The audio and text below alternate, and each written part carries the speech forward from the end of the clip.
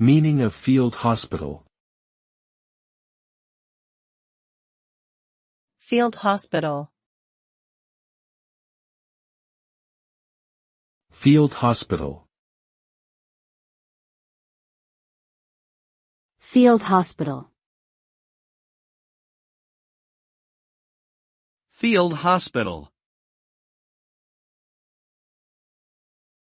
A field hospital is a temporary medical facility that is set up in an area where there is a need for medical care, such as a disaster zone or a battlefield.